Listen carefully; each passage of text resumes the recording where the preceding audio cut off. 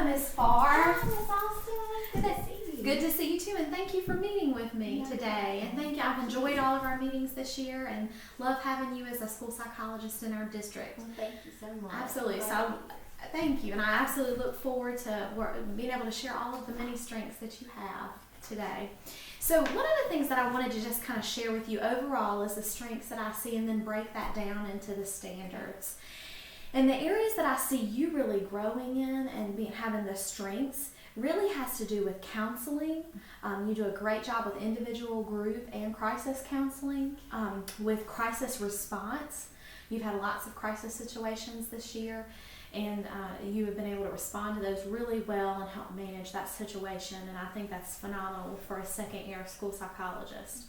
The other area that you really excel in is your specialized evaluations for diverse populations, your ESL, autism, preschool evaluations, and then also parent involvement. You know, you really have a great relationship with your parents. You've also developed some professional development opportunities for them at your schools at night, and I think that's wonderful.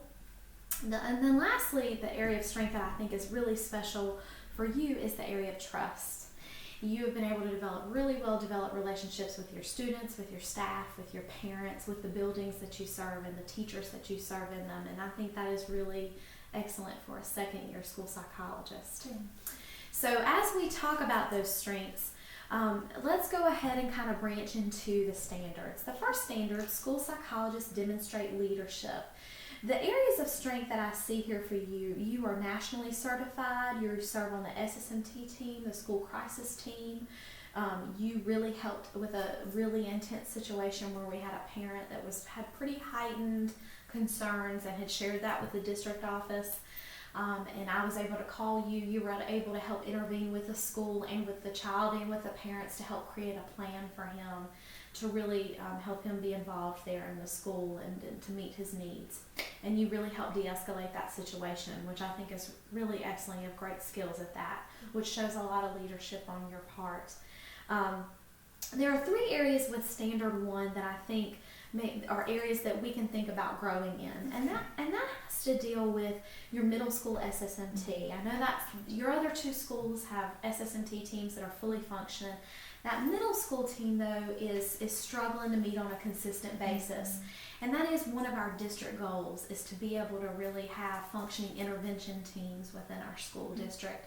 And so I know that's hard to do at the middle school level, but that's something we would look to as an area of leadership for school psychologists, okay?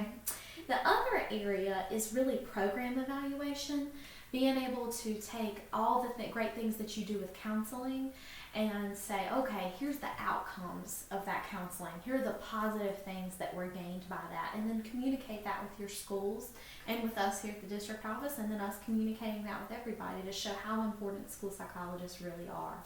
Okay?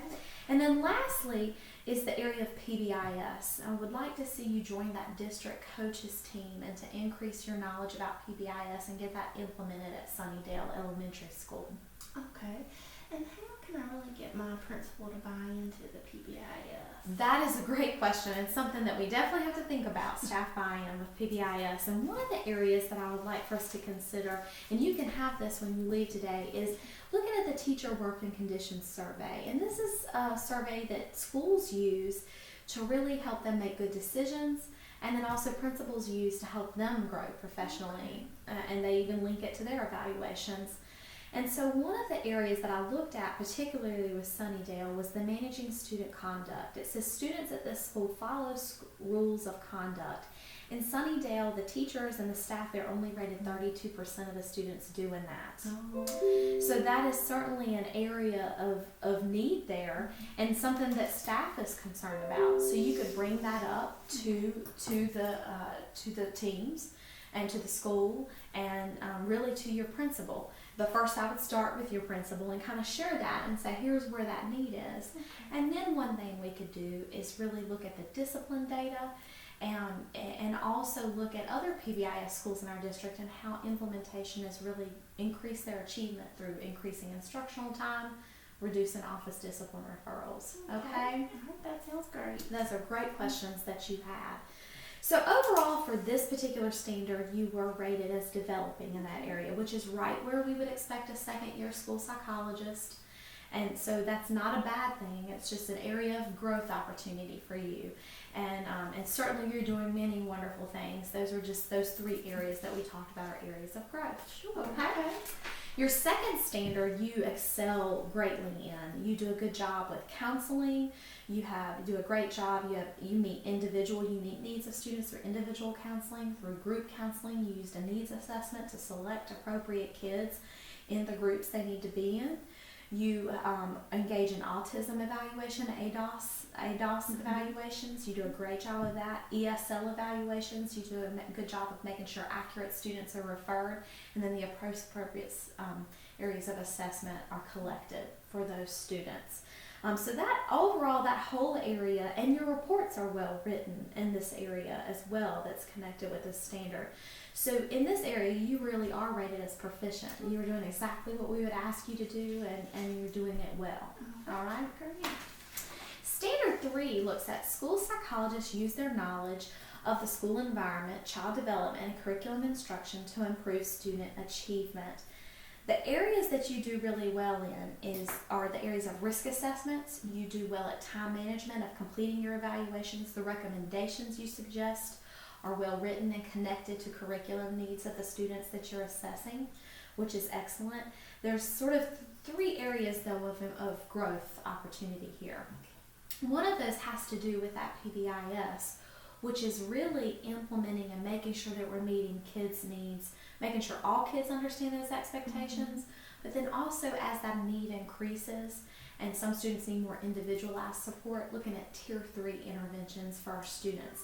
Functional behavioral assessments, behavior intervention plans. That's an area that most second-year school psychologists struggle with. So we'd want you to kind of engage with our professional development in the district. And that's a district initiative that we want every school to have a well-developed tier 3 team in their school, okay? So that's one area. The other area really has to do with MTSS and in connection with your SSMT team. I know progress monitoring is an area of concern with your students, and not with your students, but with that middle school team. And so I know that's an area we'd really want to focus in and grow and make sure that teachers are completing that progress monitoring. Well, how can I really help them, help the teachers? And that is a great question. That's something lots of school psychologists struggle with. And one of the things I would think about is really offering a professional development that spans across the whole year, that looks at maybe implementing a math probe and having it modeled for them by you, then having them practice with a peer, and then having them connect that to how to use that progress monitoring to help students grow. And so you could do that at the beginning of the year with math, and then reading, and then writing, and then behavior, or whatever order you feel like is necessary. But really kind of have that as a professional growth opportunity in staff meetings after school. So they're not getting too much information at once, but they're getting it modeled and practiced, and then develop real connections so that they will use it. And then bring it, to the SSMT team. So, yeah. And then the other area is to really look at MTSS. Every school in our state by July 1st, 2020 needs to implement multi-tiered system of support. And so this is an area we're all learning and growing in, and one area that as a department I want all of you guys to really focus on and learn more about. Okay? And so I think that's an area that's in connection with your intervention team and in connection with curriculum needs of students. All right? Sounds good. All right. So for this area, this would be a developing area for you. And we talked about those areas of growth. But again, you're right where I would expect a second-year school psychologist to be in this area. And I think with those areas listed on your professional growth plan, you will definitely grow. All right. This standard 4. Do you have any questions so far about where we are? All right. Very good. Standard 4. School psychologists support student learning through the use of a systematic problem-solving approach. You're rated as proficient in this area because you have managed your time well, you complete your evaluations and turn them in on time, your SSMT qualification rates. You are accurately, taking on evaluations from your school.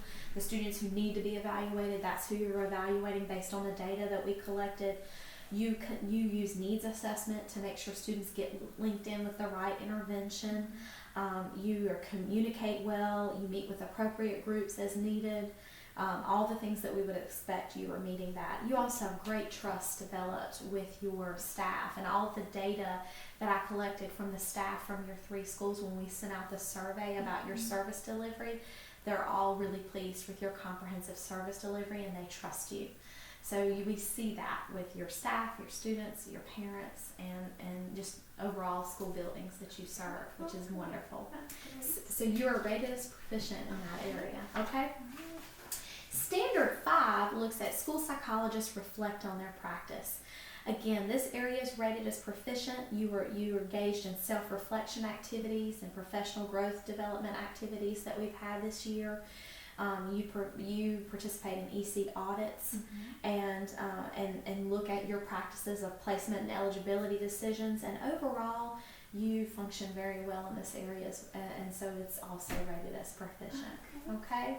So as a final review of where we are, as you develop your professional growth plan, the things to think about are increasing your knowledge about MTSS in relation to that curriculum, standard 3. Also helping increase your knowledge of your teachers with progress monitoring and the functioning of that SSMT team. And then with standard 1, so that one is connected to standard 3. With standard 1, we're looking at program evaluation. We're looking at joining the district PBIS coaches team, kind of setting the system up to support that intervention team at the middle school, and then implementing PBIS at your elementary school that we talked about, and helping support that as a leader in that school. All right? So those are all areas to connect with your professional growth, and I think that we are so lucky to have you as a school psychologist in our district. And we are very happy and pleased with your performance. And I know our students are better off as having you as a school psychologist, and we're blessed to have you. Well, thank you so much, and thank you for your support. It's awesome. Thank you so much. I appreciate it too.